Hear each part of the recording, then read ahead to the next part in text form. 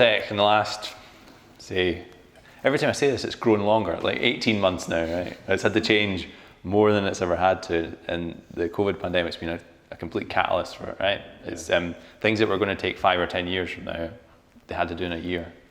Some of the kind of main pressure points they would have saw in the kind of letting agents or estate agents would have been, okay, I need to furlough half my staff to keep afloat. The other half of the staff have to keep things running and service the same amount of, say, lettings or property moves. Yeah.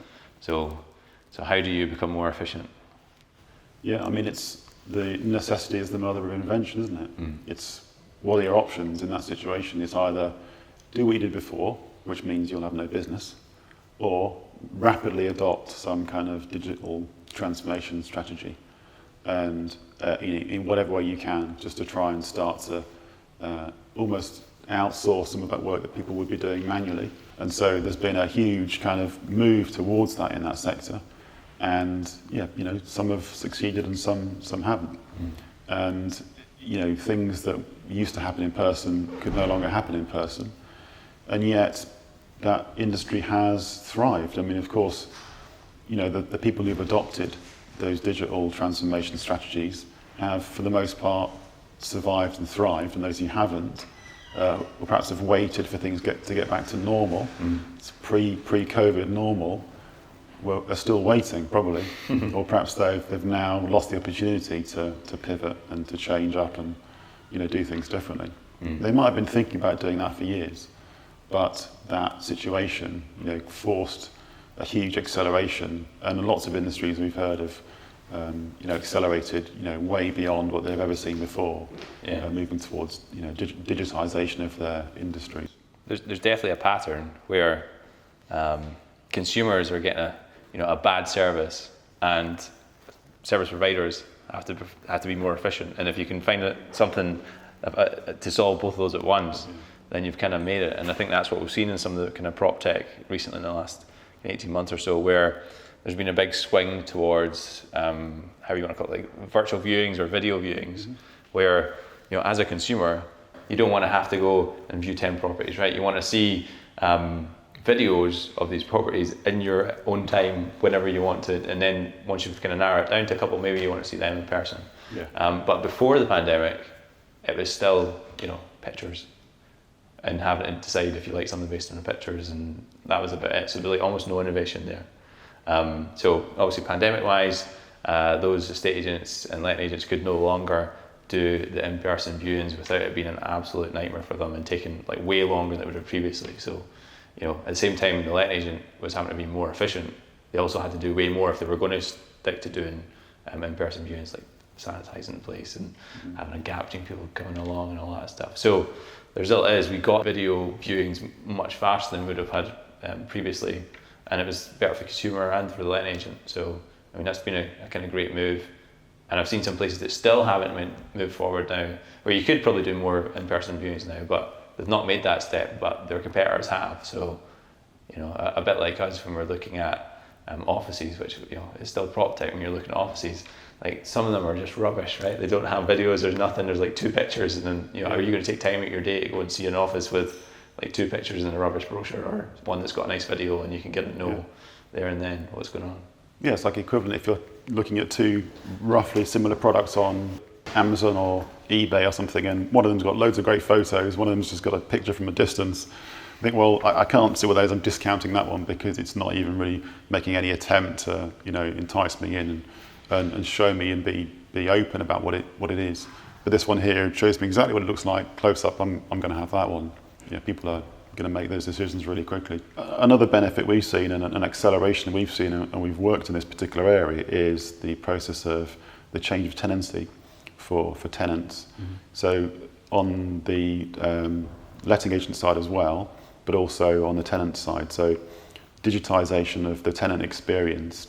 So the creation of apps that the tenant has on their mobile device that they can work through, provide all the data that's necessary for them to go through that change of tenancy process, to work through things like the referencing process, because there's an application process for rented properties, and notifications will need to be sent off to whether it's employment references, credit checks, all those kind of things, and using third-party APIs that we have access to, and automating that process. And then when we're going through the change of tenancy process itself, sending out notifications to utility providers and to telecoms, broadband, or the council notifications and water, and automating that entire process is something we've done a lot of as well. And in a situation where you're trying to minimise touch points with individuals, those have saved some of our clients, a huge amount of manual effort and allowed them to kind of work really efficiently through the last few months, particularly as we're sort of hopefully coming out of COVID. But they're in a much fitter position. It's almost like they've trained their ability now to work things at a level that's perhaps more appropriate, and has always been more appropriate for that business. But they've taken those sort of measures because of COVID, and they've actually now ended up in a place where they're working in a really efficient way, even when people are allowed to mingle freely and move around. And there'll be a lot of difficult decisions to make for these companies with people coming back from furlough.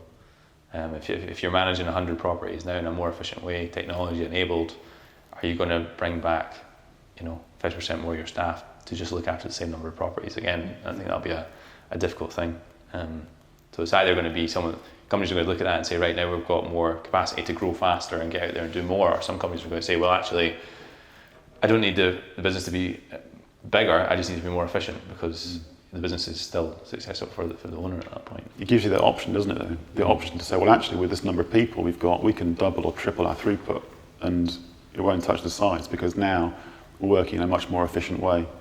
And so there's always that option to do that. And those people that have been furloughed coming back are now faced with a situation where, there's all this new tech to learn, and be like, I don't want to learn tech, I just want to do it how I've always done it. But they're just not going to be able to keep up either, because if you're going to manage the whole kind of letting process or property process through phone and email and all these disjointed kind of tools, it's like, well, no, there's a platform that's been used during the pandemic and everyone's using that now, so you have to go and learn the platform.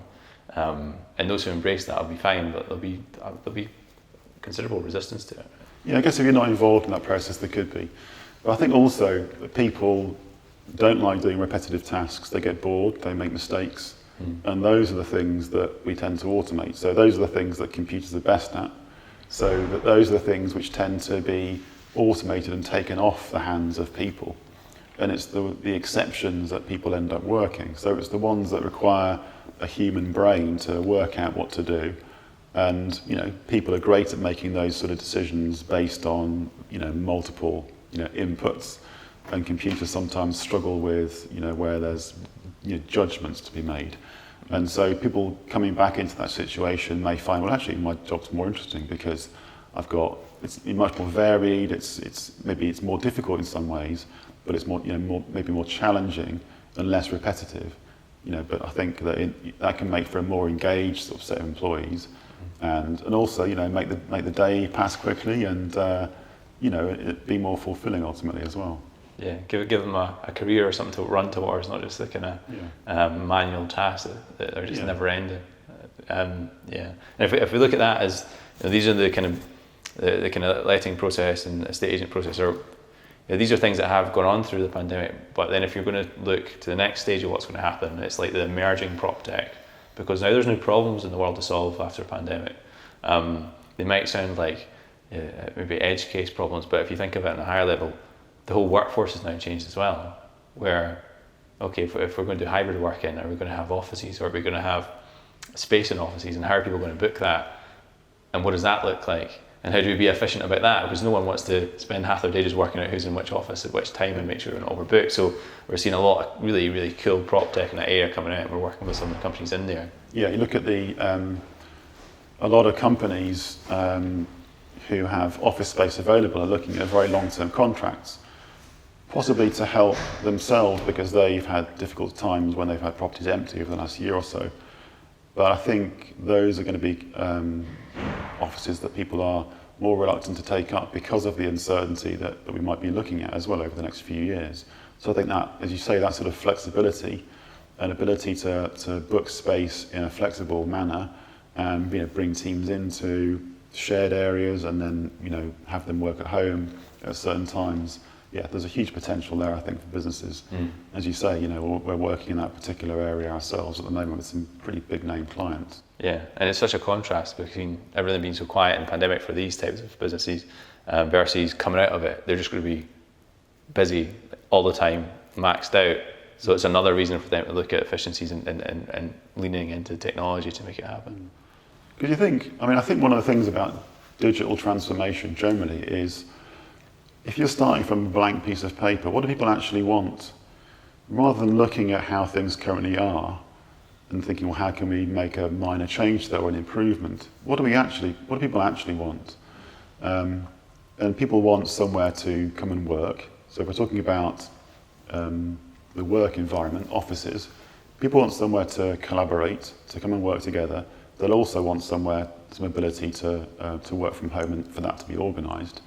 And so that doesn't necessarily fit the current model provided in lots of cases in offices where they're more permanent spaces or perhaps just shared desks in a room with multiple other people. You don't know where you're going to sit. You don't know if your team are going to be in there. It's an entirely sort of free-for-all area. And so something that's in between that, actually would suit a lot of businesses very well who are looking at working in a sort of hybrid, home working, and part office, part home working model. And there are so many organisations in the country that are doing that. It's clear that people are moving out of cities where they predominantly live because that's where work is, and that they can commute to work.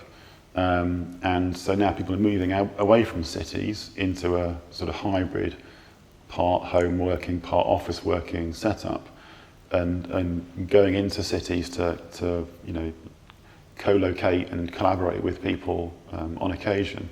And so something which works in that particular area where it allows them to create a shared space where they can work for the day or a couple of days and have meetings and that kind of thing, and then go home and work from home as a standard, I think is going to be a really popular option for a lot of organisations. Yeah, I guess what's really been clear is that the property industry was kind of running at a snail's pace before the pandemic. It's now got that catalyst. It's been pushed forward. There's loads of these new cool tech platforms out there to kind of enable that change, but it's not going to stop now. There's now a new workforce with different needs, more flexible going forward. So it'll be great to see where innovation takes us next.